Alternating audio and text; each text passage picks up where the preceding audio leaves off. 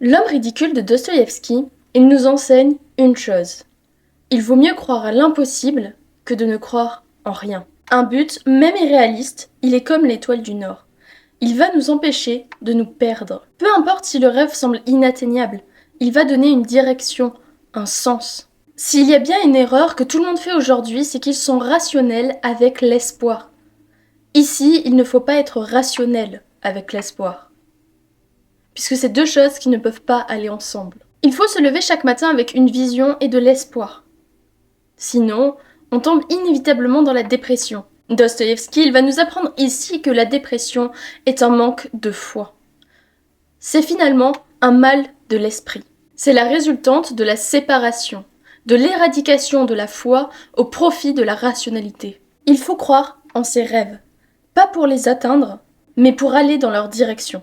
Cela, ça va nous permettre de ne pas errer dans le vide, de ne pas sombrer dans la dépression, de ne pas perdre espoir. Avoir un rêve, même irréalisable, même absolument pas rationnel, c'est avoir une étoile qui nous guide. Et si vous avez abandonné votre étoile, si vous regardez cette vidéo, je vous encourage de tout mon cœur à écouter la suite de la vidéo pour comprendre comment Dostoïevski a développé cette idée dans le livre. Sinon, pour ceux qui ont la flemme de regarder la suite, le message est délivré, vous pouvez arrêter la vidéo ici. Et pour ceux qui sont plus intellectuels et qui ont envie d'en savoir un peu plus et qui ont envie que je développe la chose d'une manière un peu plus, on va dire, éducative, eh ben, je vais continuer la vidéo. Avez-vous déjà eu l'impression que la vie était vide de sens? Qu'il y a des jours où il vous semble impossible de vous intéresser au monde? Peut-être que le simple fait de vous battre, de même continuer un jour de plus, vous semble insensé. Peut-être qu'au lieu de faire des efforts, vous voulez simplement abandonner. Si c'est le cas, sachez qu'un auteur russe, Dostoïevski, au 19e siècle, a déjà traité ce sujet. Et il explore aussi régulièrement les complications d'un tel état mental,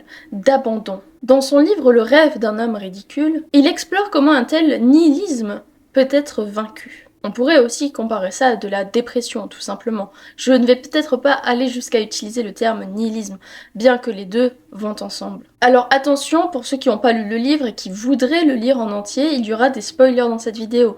Je vous conseille donc d'arrêter ici, d'aller lire le livre par vous-même avant de re-regarder la vidéo. Sinon, si le livre ne vous intéresse pas ou que vous voulez connaître l'histoire sans avoir forcément à lire l'entièreté du livre, je vous conseille d'écouter la suite de cette vidéo. Dans Le rêve d'un homme ridicule, Dostoïevski va raconter l'histoire d'un homme profondément désespéré. Cet homme, il est convaincu que la vie est absurde et qu'elle est vide de sens. Donc au lieu d'inventer un sens par lui-même, il va préférer se plaindre. L'homme ridicule, il va donc envisager de se suicider, mais alors qu'il sombre dans un profond sommeil, il va faire un rêve étrange et bouleversant. Il se voit transporté dans un autre monde. Un monde pur et harmonieux où les êtres humains vivent en paix les uns avec les autres.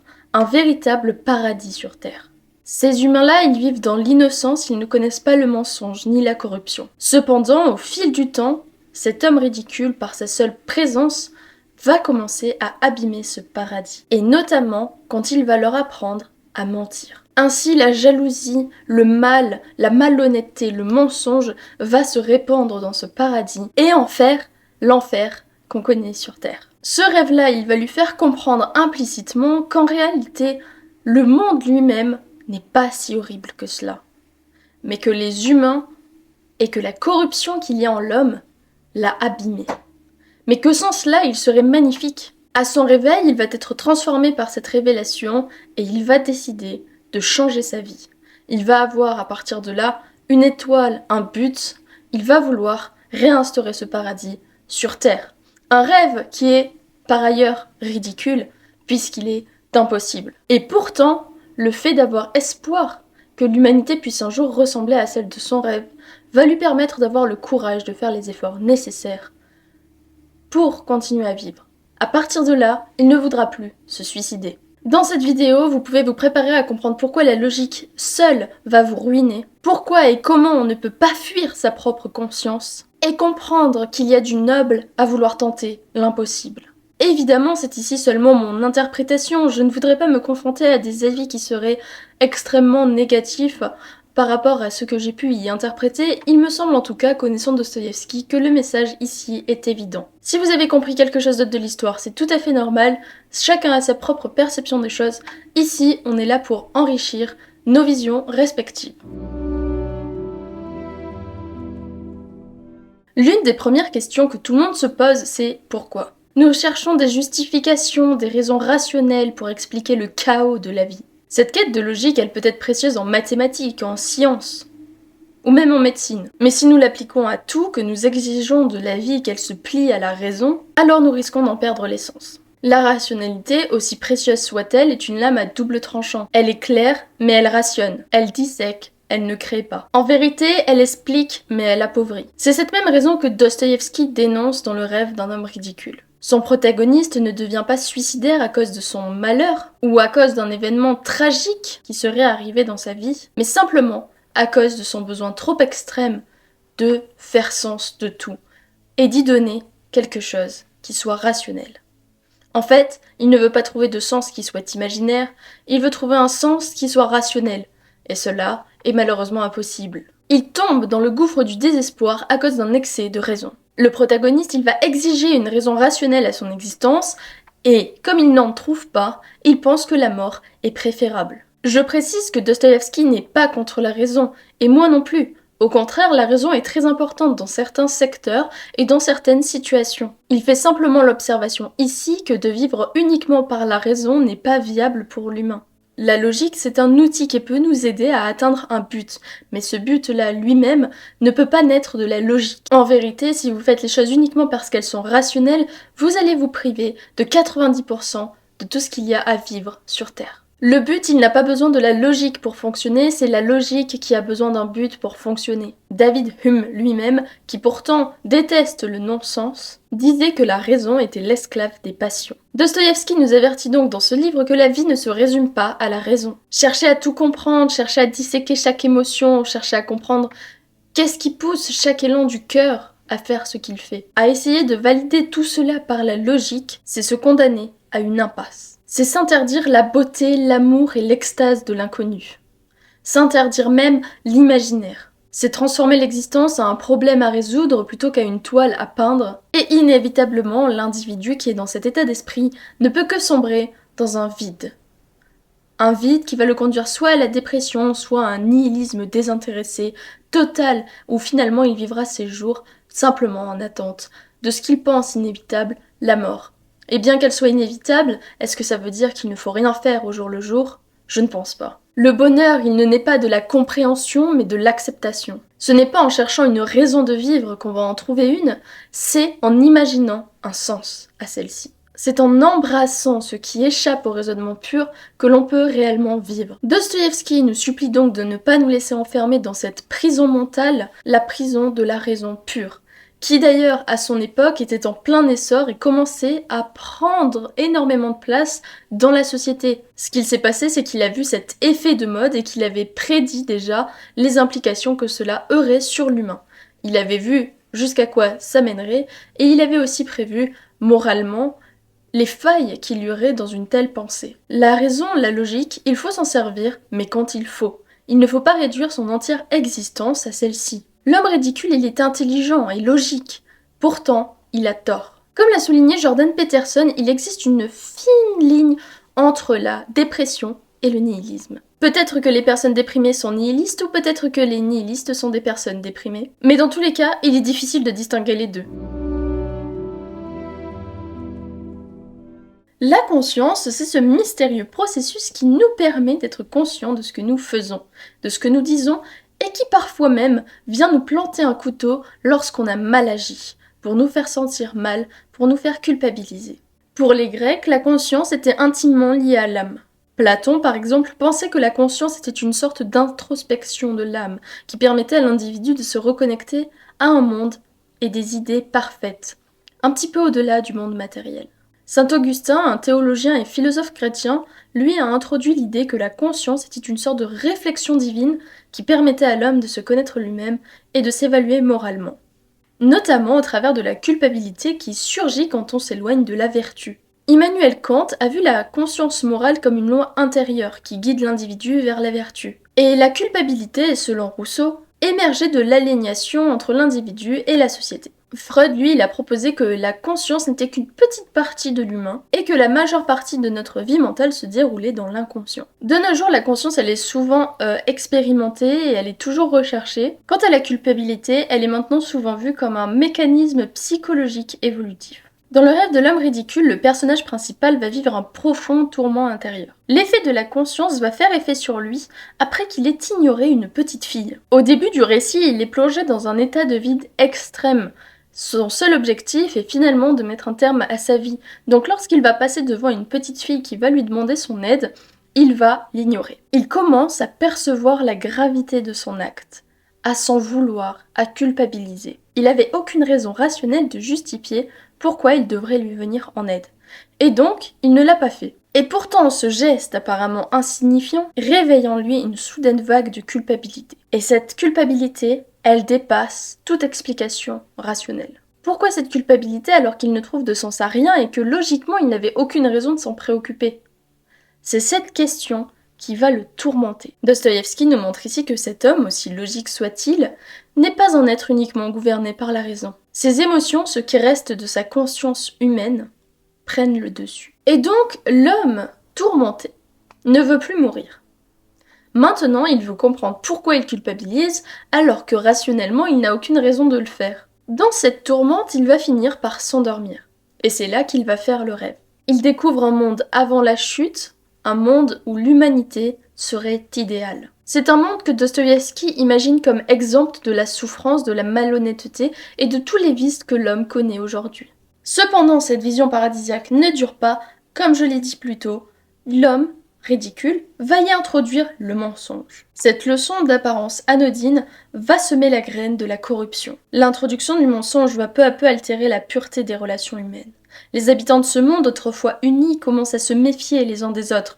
Le mensonge introduit la division, et bientôt, des fractions apparaissent parmi eux. Le résultat est inévitable, la guerre éclate. L'introduction du mensonge, elle va détruire les liens qui unifiaient ces humains entre eux. Après cette guerre, toutes les tentatives de restaurer l'innocence originelle est vaine.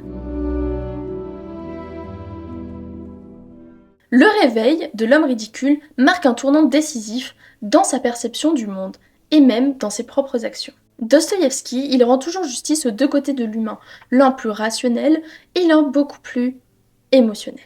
Je pense que cela, quand on connaît son histoire, vient du vécu qu'il a eu, mais en même temps lui donne une grande sagesse et une compréhension presque parfaite de ces deux côtés de l'humain. Dans cette expérience, l'homme ridicule comprend que son besoin de rationalité, presque maladif, l'a empêché de comprendre une autre part très importante de la vie. À cause de son nihilisme, il a nié même l'essence de l'humanité. La compréhension que, malgré son côté rationnel, il est aussi émotionnel, va l'emmener à une possible rédemption.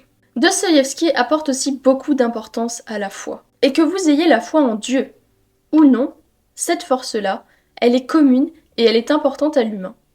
Vous pouvez avoir foi en un avenir meilleur, vous pouvez avoir foi en une entité supérieure, vous pouvez avoir foi en vous-même plus tard qui réussirez des choses que vous ne pouvez pas faire aujourd'hui. La base même pour avoir de la force et du courage, c'est la foi, la possibilité de croire en quelque chose qui n'existe pas encore, de croire en quelque chose qu'on ne voit pas, de croire en quelque chose où pourtant, rationnellement, on n'aurait plus aucune raison d'y croire. Même si rien ne vous prouve actuellement que votre futur sera meilleur, vous devez y croire. Sinon, vous allez sombrer dans la dépression, dans un vide latent.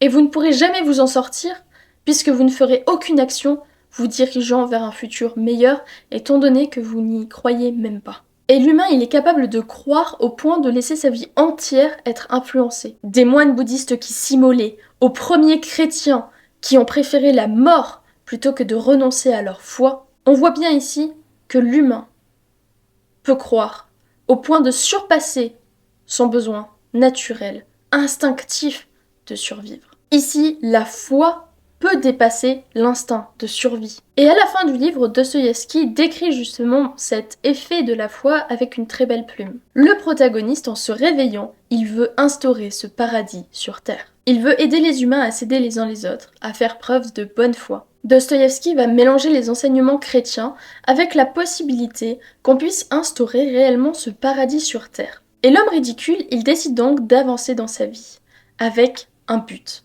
Son but maintenant, c'est d'instaurer ce paradis sur Terre. Et même si ce paradis n'existe pas, le simple fait de l'avoir imaginé, ressenti, va lui donner le courage et l'envie de se confronter au monde beaucoup plus sombre qu'il y a à l'extérieur. Ce rêve, il va lui donner de l'ambition et du courage. Dostoïevski, dans les autres livres, on le voit très bien, ce n'est pas du tout un utopiste. Et il dit même que si les humains vivaient dans un paradis, ils trouveraient quand même le moyen de se plaindre de ne pas assez souffrir. Et donc, en prenant cette nature de l'humain en compte, l'homme ridicule poursuit une quête qui est elle-même ridicule. Mais malgré cet élément, et malgré son ancienne rationalité, qui l'aurait empêché de poursuivre ce rêve, il va quand même le faire. Il va garder foi en cette vision, en cette possibilité, et il va s'en nourrir quotidiennement pour garder le courage de confronter le monde et d'aborder ce même monde avec une approche beaucoup plus tendre, beaucoup plus désintéressée et bienveillante. Cette action, bien qu'elle ne changera pas l'humanité, va l'aider à sortir de sa misère mentale. Dostoïevski nous dit donc ici qu'il vaudrait mieux viser des buts trop grands que de ne pas en avoir du tout.